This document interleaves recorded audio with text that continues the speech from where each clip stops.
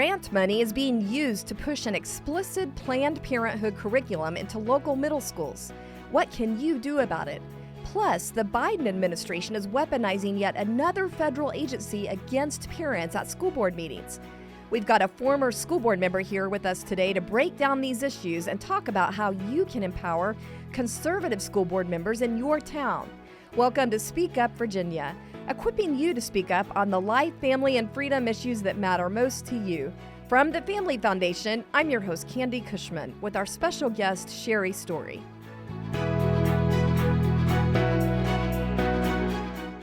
Well, today we have with us a very special guest and personal friend, Sherri Story, who is a former member of the Suffolk City School Board, and also you are the chair of a new organization, the School Board Member Alliance of Virginia. Welcome, Sherri. Thank you, Candi.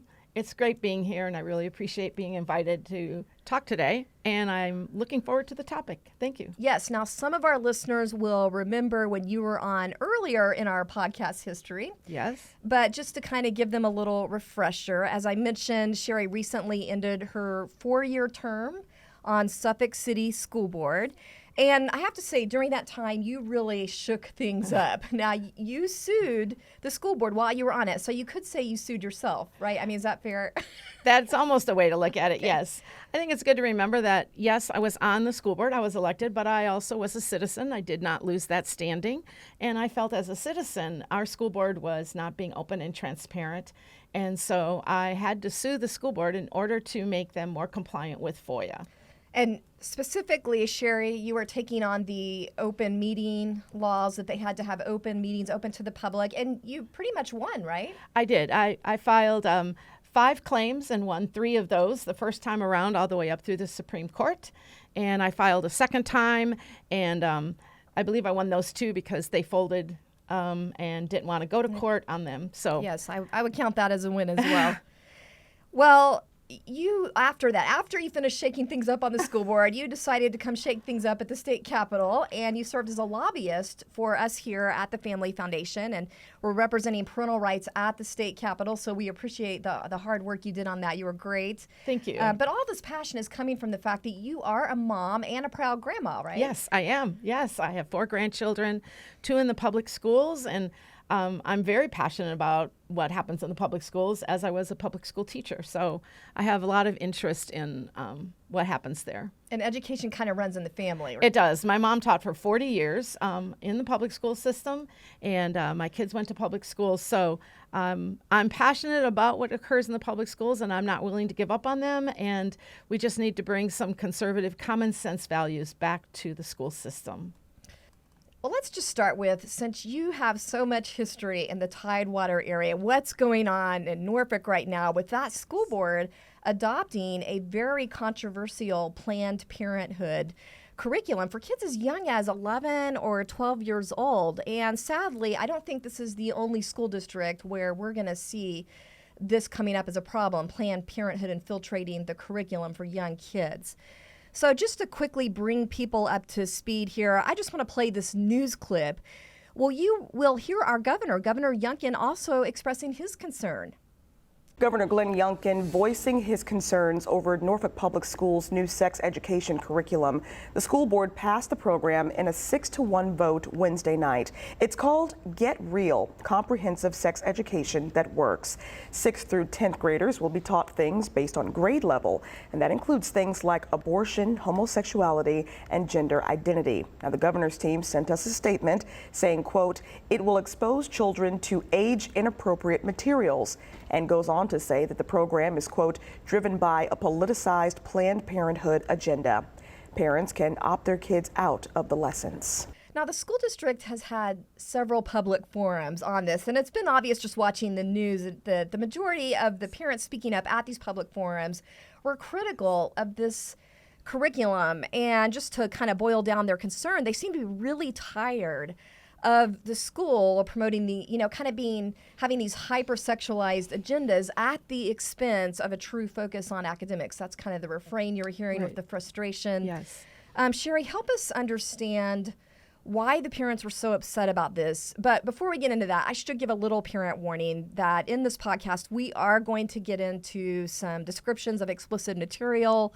And if you have little ones around, this is probably not a podcast that you want them listening to. So you'll want to have them out of range. But having said that, Sherri, help us understand why these parents were motivated to come out and say, please don't put this in front of our kids. Well, this explicit material that Planned Parenthood put out was inserted into the Family Life Education Program. And I think that's what one thing parents are concerned about is the insertions. And it's a way to sort of seductively get material in that maybe the school board themselves don't even know about initially, and certainly the parents don't know about. So that's one thing. It's being used for kids in middle school. The program that we're talking about is called Get Real, comprehensive sex education that works. But Get Real, it's anything but real, except really bad, and it doesn't work. And so when it says it works for whom? And so none of that is ever laid out in front of the school board to determine, even from the title, what is the agenda of that. And of course, when you have sixth grade material and middle school material that is very explicit in terms of sex and sex assignment and sex positions, and when you have all that explicit material, parents get concerned, and rightfully so. They should be. Parents have a right to acknowledge and to control what their students hear. And I was a parent. I had more conservative values, and yet I feel that parents these days, they see it when their child brings the material home, which is too late. They've already discussed it. And so the whole thing is transparency to parents up front. And I think that's what the governor was concerned about. I think that's what the state superintendent was concerned about. Yeah. Let me just mention, too, when you say it's being inserted into FLE, Family Life Education, which is the sex education program for Virginia, one reason people were kind of outraged about that is because it was developed by the Planned Parenthood League of Massachusetts. So, it wasn't even developed in state. It's being, inserted in. And I should say it starts in middle school but goes up to high school. And I just I like your comment on that it doesn't get real in any sense of the word because, for example, in sixth grade, they are taught to use the term sex assigned at birth. That is not reality. That's not. Right. I can attest as a biology teacher, Candi, that is not true. God assigns our sex in our DNA, and that's what's real. So that is certainly misleading for kids to discern at the time they're seeing it. Also, the explicit nature of this curriculum overall, I just want to point that out real quick. We can't really get into a lot of detail on that on air. But just to give you a general idea, and I think you did a good job kind of generally trying to explain that. But, again, for sixth graders, there's detail on things like oral sex, homosexual acts. There's role-playing exercises for middle schoolers in sexual situations involving condoms. Do you want your 11-year-old, doing a role-playing scenario on that? Right. My personal opinion is no, and many parents feel that way. I know as a school board member, that's the values I would have portrayed as well. Mm-hmm. So these sexually explicit activities, and we always wanted curriculum to be interactive. In this case, this is not the interaction that we wanted to be portrayed during curriculums. Well, and it puts kids in an uncomfortable position. Exactly. That, this is your assignment, do this role play. I don't think that's really fair to them. It doesn't. And it's very confusing to them because many have come from homes that are more conservative, and this is not appropriate. Yeah. And then so mom and dad say this is not appropriate if something even comes on TV, and then they're in the schoolroom and they're conflicted. Acting it out. Yes, and they're very conflicted with teachers. Yeah. Who do I listen to? Well, you mentioned the state superintendent, I think. Yes. Talk to us about what she said. The state superintendent of education, Dr. Lisa Coons, she wrote a strong letter to the Norfolk School Board, which I read several times. And I felt her points were very, very valid. And I thought she expressed very well that this curriculum did not align with the SOLs, went much farther. She encouraged them to not adopt it. And of course, as a former school board member, if I had gotten that letter, it would had a great impact on me. And she, as a school board member, she is the state superintendent, and I would have weighted her and valued very much what she said. And I thought for sure they would not pass it after receiving the letter, but they did.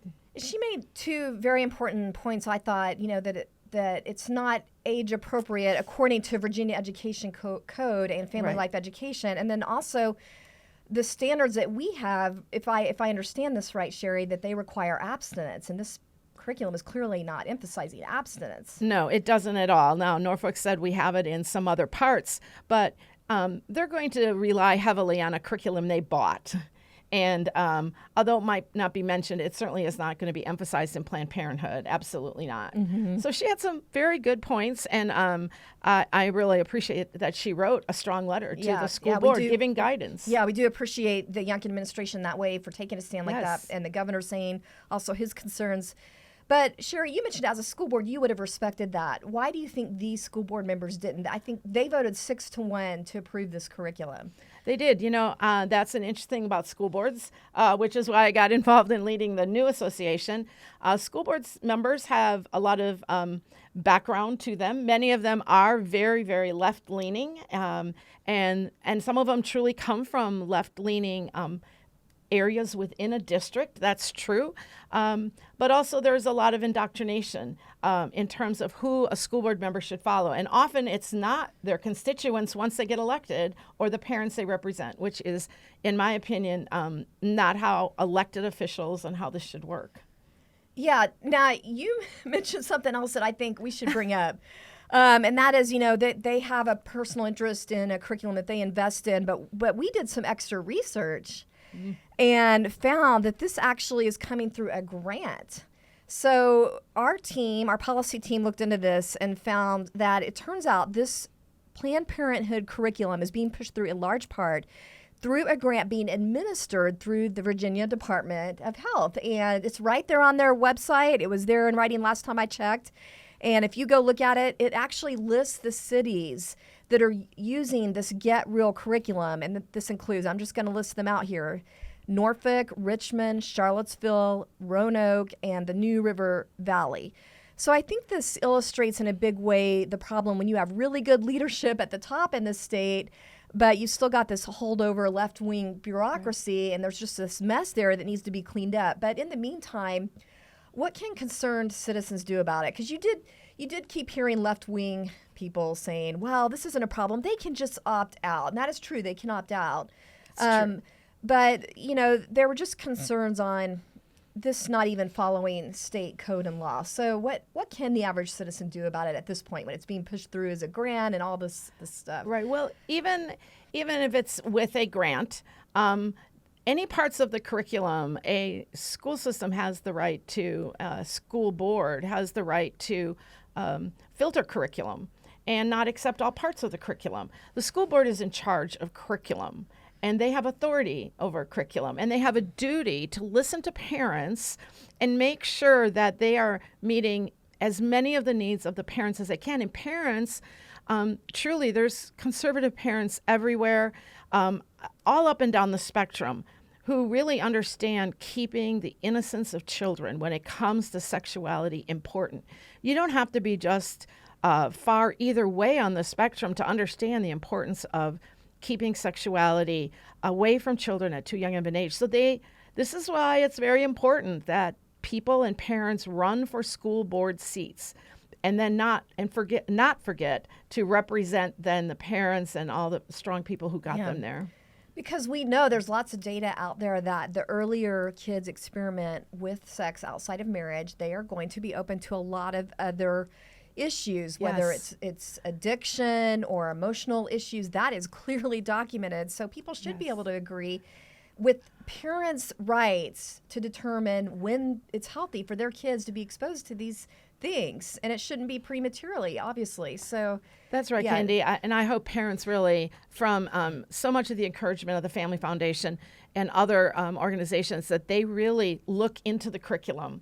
You can't tell the book by its cover. You have to actually look at the curriculum materials, and parents have a right to see any curriculum materials that are being used prior to their being used, And so do school board members, by the way. Yeah. They have the right to see curriculum as well. And I want to reemphasize the point you made. School board members have the right to say no to a curriculum on behalf of parents, even if it's being pushed through as a grant, right? If because a grant can sweeten the deal, but they can say no to that grant, right? Well, absolutely, and that's why all districts don't have it, and many districts have said no. So say no, just offer curriculum that is appealing to everybody and not offensive to anybody in terms of this hypersexuality and explicit materials. That is a strong, strong concern. Just say no to Just say government no. overreach. Yeah. Yes. Well, that leads us into our next topic, getting into kind of the government overreach area. And we've all heard a lot about the Biden administration basically weaponizing the FBI against parents where they were labeled as terrorists and targeted just for speaking up at their local school board meetings. But apparently, when they got some backlash from that, they found another way to weaponize a federal agency. This is a story that's been developing over the last several weeks, and I feel like it's been largely ignored by mainstream media. Tell us what's happening, Sherri. Well, it's the education department has been weaponized at the federal level, and they're using a department within the department, a civil rights department, that is going after parents who are speaking up and succeeding in getting some of the pornographic materials removed.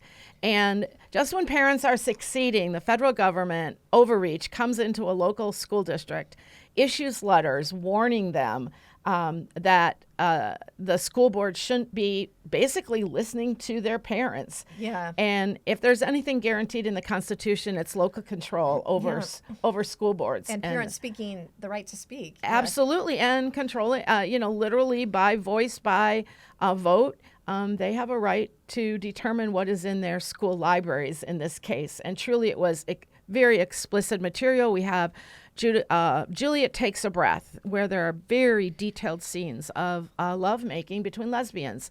I mean, what adults do, they do, and that's their right over 18. But this is to children.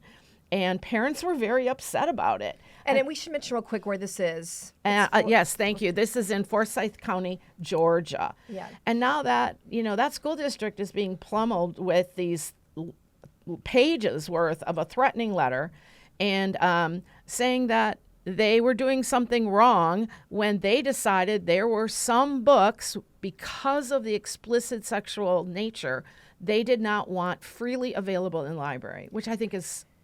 Yeah, they have a right to do that. We're going to talk about the excuse that the Biden administration used to go after this administration. But first, let's just hear from some of the parents that spoke up at the school board meeting in Georgia. If it is inappropriate to read in this building, then it is inappropriate to be in a library. It was an impassioned school board meeting this evening in Forsyth County. What rules are you respecting for my child who can't speak for themselves? A group of concerned parents showing up, calling on an immediate audit of Forsyth County schools' libraries, removing what they say is hundreds of books containing inappropriate sexually explicit content. We are not about banning books. We are about banning pornography. Why do parents have to fight to get these books out? Presenting pedophilia, not only that, but rape and other things that is not appropriate for any child that is a minor. Well, those concerns sounded reasonable, didn't they? They did. I mean, just asking for the right to decide when, how, and if their kids are going to be exposed to sexually graphic material sounds reasonable to me. Yeah. So just because parents verbalized these concerns to the school district and to actually take some action in a response to parental concerns, somehow the Biden administration decided that it was creating a hostile environment. And that's really concerning, Candi. Yeah, exactly. That was the result, that this may be creating a quote, hostile environment from a federal investigation against this school district. In May, just to kind of give a little background, in May, the department's Office for Civil Rights, that's the education department now being weaponized against parents, that Office for Civil Rights sent a letter to this school district superintendent announcing the outcome of this investigation, which was entirely predictable when we see kind of how this administration leans. They concluded that the removal of, or even review, but the removal of these explicit books may have created a hostile environment. And I just want to emphasize the word may. It's like they didn't even have proof. They've come out and said it may have created a hostile environment. And for our YouTube viewers, we're just going to put some images from that letter from the Biden administration that was sent to the school district on the screen there, so you can see kind of what they were saying. And so now with this conclusion from their so-called investigation, which I think is also questionable what the investigation was, they are demanding that the school district take some steps to resolve this issue. And what are those steps? It's to do climate surveys of the students and, quote, offering supportive measures to students. I think we pretty much know that those measures, the climate surveys, are going to become tools to bring in more LGBTQ indoctrination. But besides that, why should people be concerned about the Biden administration doing this to a local school district? Well, I think it's a concern because it is starting to federalize education, and that's not what our Constitution wants. It's being used as a tool to silence parents. It's being used as a tool, Candi, to intimidate school board members from doing their due diligence and their duty, of which they are empowered to do by their state constitutions. It's also, it's just such an overreach, a power grab, and I think they're just seeing if it works down there. And then they intend to do that everywhere. And that intimidation of parents to the school board, to the superintendent, that's not what education should be about. And it's very concerning to me to see that. See, I think that's an important point. It's not just the parents they're trying to intimidate. This is a message to school board members to not listen to the parents. That's right. So as a former school board member, what message are you getting from this letter? Like, what happens if you as a school board member don't comply with these demands that they're making? Well, obviously, you think about funding. Funding is so important for school districts. So I'm sure the school board members would be starting to ask their attorney, could they pull funding if we don't comply with every jot and tittle of this letter that says only may? They have not found evidence. And so it's always a concern for school board members, right, is funding and federal funding. It's going to draw some lines in the sand, I'm afraid. And this is always a concern. What voices are school board members listening to? And this is really a powerful overreach. Yeah, and I think you're right. It is a shot across the bow because you've got school districts right now in Hanover and Spotsylvania dealing with these book battles. We do have school board members and that are listening to parents, and they do see the problem, and even superintendents, and saying these are so explicit. They actually should not be, and they do want to just remove the sexually explicit content books. And, there's in the public arena, parents can buy and allow their children to see whatever books are necessary. But in a public school library, parents are not there 24/7. And to have that just open to students, there are concerns, and school board members are hearing and are listening to parents, and they are stepping up to the plate and agreeing that this sexual material does not belong there. And maybe it's because parents were being so effective. They are being effective. They effective. have to use federal agencies now. Well, you're right. I mean, this is definitely a comeback at them. It's a new strategy. They're constantly looking for the next and new strategy to silence parent voices. And parents should not be silent when it comes to what's being given to their students K-12. Yeah. Let's just briefly touch on the justification that the Biden administration's education department is using for this, because they're citing federal non-discrimination laws in this investigation. And of course, it's kind of hard to say that parents objecting to explicit material are doing some kind of discrimination. That's a hard case to make. Yes. So what they've done is twist things. They've done this kind of contortion act to try to make the case that this is about something other than sexually explicit material.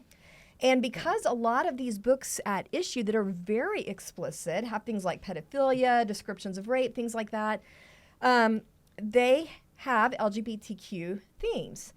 So the Biden administration has looked at that, has taken comments parents have made in public on social media, about that there's LGBTQ themes and said, well, this is about discrimination against LGBTQ. They've even brought up some race claims based on the fact that some of these explicit books have a ethnic character.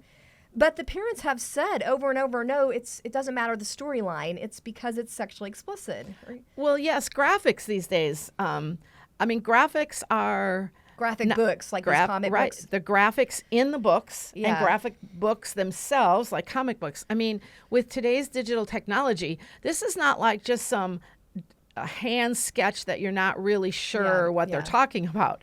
This is putting right in the face of very young children.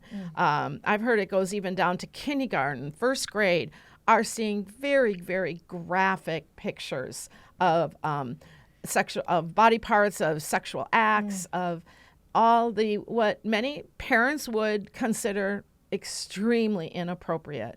So you're right, Candi. It's not the storyline. It's not because there's not a representation of certain demographics. Groups, yeah. Yeah, that's not the point. The point is that these are sexually explicit materials that are graphically jarring. They're even graphically jarring to parents. And ironically, when parents read and hold pictures up at school board meetings, Right, we've seen. yeah, then all of a sudden the school boards get concerned who are for these materials, and they ask the room to be cleared of minors. Yeah, there's children in the room. There's children in the room. We have to, or you can't say that. They'll forbid a parent for coming in and reading a library book, and yet they allow the book to be in the library. That is confusing to me. That is illogical. And I think we've seen the extreme that it's gone, and parents need to keep that pressure on.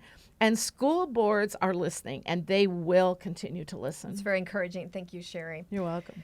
Well, we've been talking a lot today about efforts to weaken pro-family school board members, or school board members that are actually listening to concerns about parental rights. But you are involved in an effort that strengthens school board members that actually want to make sure parents' and students' rights are being respected. Tell us about that. That's true. In January, we launched a statewide new initiative called the School Board Member Alliance of Virginia. And this is for individual school board members to belong and join. This School Board Alliance is for this purpose of looking at school board governance and what are the powers and duties of school board members. And definitely, we are all about including parents in our governing process. We want to train up school board members to be very aware of parental values, be aware of common sense governance, be aware of common sense when it comes to grading, meritocracy. There's many of our academic principles that have been lost in social issues.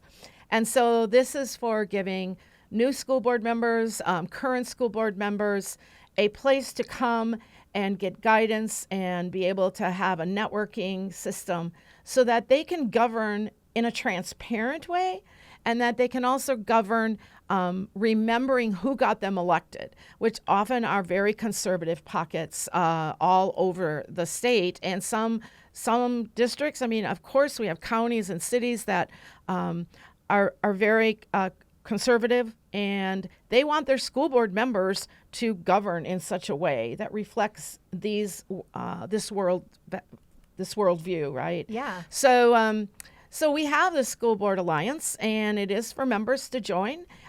We put out a monthly newsletter, and we are starting with focusing on the powers and duties of school board members. Let me stop you real quick just to help people understand how important this is, because up until this point, when you and others launched this alternative school board association, there had been another 200-pound gorilla, so to speak, in the room. Yes. That was really the only support system out there for school board members, and that was the Virginia School Board Association. Tell us what the problem was with that existing school board association, how it had become politicized, and how this is counterbalancing that. It's true. That is a big gorilla in the room. And the Virginia School Board Association has been a monopoly for 118 years guiding school board members. And when I became a member of that, because the whole school board joins, they are an association as for boards and not individual members. After trainings, I could see that this did not align with my principles, their suggestions, their guidance, their training, and then their full-time lobbying staff up here in Richmond did not align with me at all. And I tried to withdraw my membership, but the way they have it set up currently is if you are a minority on a board, the board may vote to join the VSBA because they always have. And as a result, I was forced money from taxpayers that I represented automatically went to the VSBA on my behalf, even though I didn't want to belong. And I said, there has to be something for individual members that they can find a place that aligns with their values and aligns with their constituents' values, most importantly. That is so powerful. I just want to thank you for starting this. Sherri is the chair of this organization. Thank you. So if people listening want to help their school board member feel supported with advocating for parental rights and other issues, making sure the money actually gets into the classroom for students and things like that, Sherri, how did they help get the word out about what you're doing? Right. Well, we have a great website that tells all about us and who we're endorsed by and how to join. It's www.mysbma.org.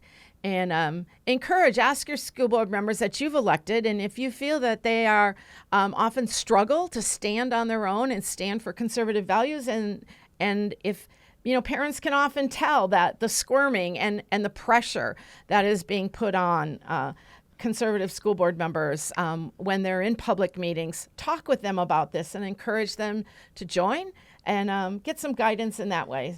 Throw that website out there one more time. All right. It's www.mysbma.org. All right. Great. Thanks, Thank Candi. you, Sherri.